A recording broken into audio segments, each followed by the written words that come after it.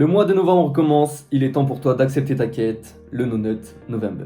Nous sommes le 1er novembre aujourd'hui, jour de sortie de cette vidéo, mercredi, c'est parfait pour moi, franchement c'était le timing rêvé pour cette vidéo. Et on va parler du No Nut November, rapidement. Qu'est-ce que c'est que le No Nut November? C'est un défi qui vise à ne pas lâcher une seule goutte de ton liquide personnel durant tout le mois de novembre, donc du 1er au 30 novembre, enfin au 1er décembre quoi. Tu m'as capté. Donc c'est un défi qui est assez dur à réaliser pour les gens qui sont en croissance tels que les adolescents ou les jeunes adultes. Et je vous défie de le faire parce que moi je vais le faire pendant tout ce mois de novembre et on verra un retour d'expérience le 1er décembre ou le 1er mercredi de décembre. On va faire ça comme ça. On va commencer rapidement à introduire tout ça. Donc aujourd'hui on va parler de l'histoire du No Nut November, des bienfaits du No Nut November, enfin du NoFap. Allez, on va dire ça, du NoFap. Comment réussir ton défi le NoFap et la morale de ce défi. On va commencer tout de suite par l'histoire du No Nut November.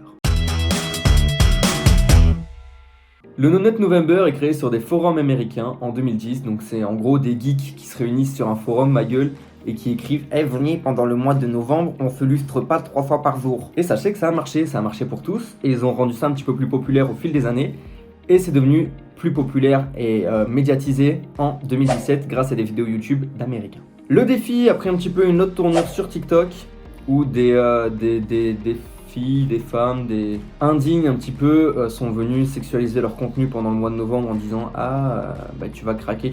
Effectivement, les gens craquaient parce qu'ils étaient faibles d'esprit. Et donc, il y a eu une grosse augmentation de ventes sur leur OnlyFans et tout ça. Bref, vous savez ce que j'en pense sur ces plateformes-là, sur la nudité qu'il y a sur les réseaux. C'est vraiment pas mon dada et il faut vraiment que ça change un jour. Donc bref. Ça a pris une tournure vraiment pas intéressante sur TikTok en 2021, un petit peu moins en 2022 et espérons qu'en 2023, tout le monde soit beaucoup plus sage et tout le monde fasse son petit NoFap tranquille. Sans plus tarder, on va passer sur les bienfaits du No Nut, les bienfaits du NoFap. En sachant que là, je vais pas te vendre que physiquement, tu vas devenir une machine parce que en un mois, tu auras accumulé tellement de testostérone. Rien à voir. Physiquement, ça a un petit impact. Je te l'explique en gros en brouillon, mon gars. Pendant 3 semaines, tout ce que tu as dans tes burnes, ça va s'accumuler et ça va t'apporter du positif jusqu'à 3 semaines. Le pic, il est à 3 semaines. Et ensuite, ça va repartir comme ça. En gros, le bail, c'est que le moment idéal, enfin l'intervalle idéal pour te vider les burnes, ce serait toutes les 3 semaines si tu n'as pas de partenaire sexuel. Parce que quand tu as un partenaire sexuel, ça n'a rien à voir.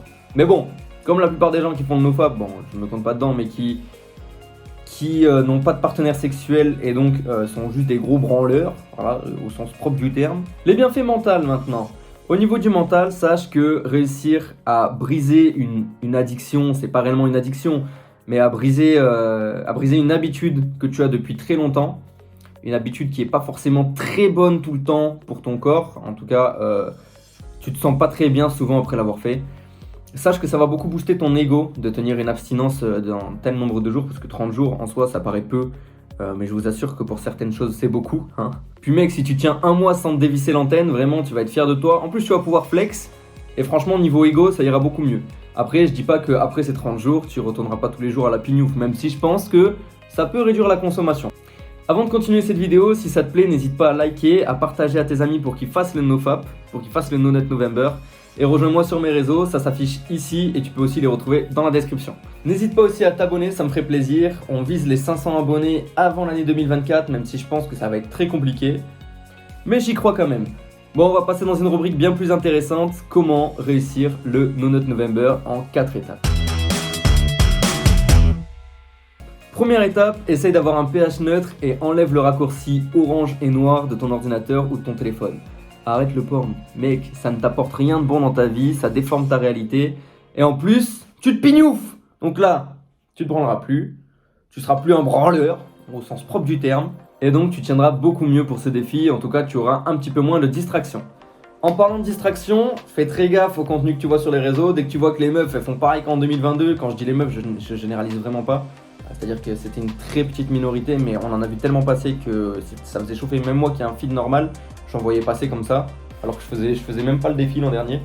Donc fais très attention aux distractions sur les réseaux et swipe vite, te laisse pas abattre par les meufs qui jouent sur la nudité là. Allez, de toute façon la plupart elles sont ban, mais bon, celles qui sont pas ban, fais gaffe à toi mon gars, swipe vite, rentre pas dans ce délire là parce que sinon tu vas craquer. Troisième étape, prends des douches rapides et ta daronne elle sera contente, elle te dira mais c'est bien, on économise de l'eau, oh tu prends les douches beaucoup plus rapides.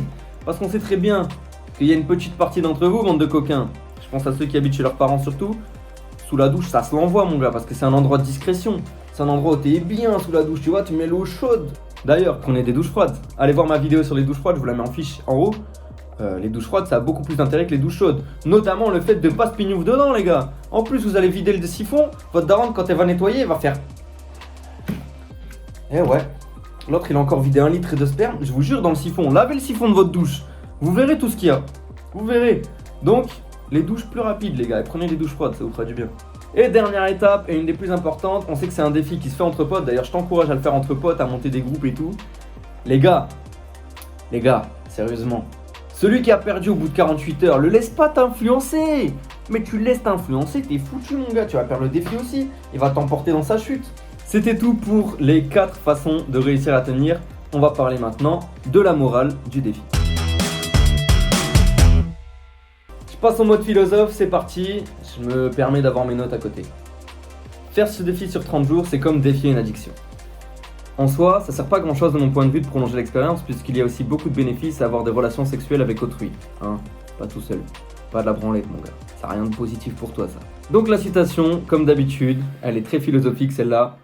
Si durant 30 jours tu ne te lustres pas, capable tu seras.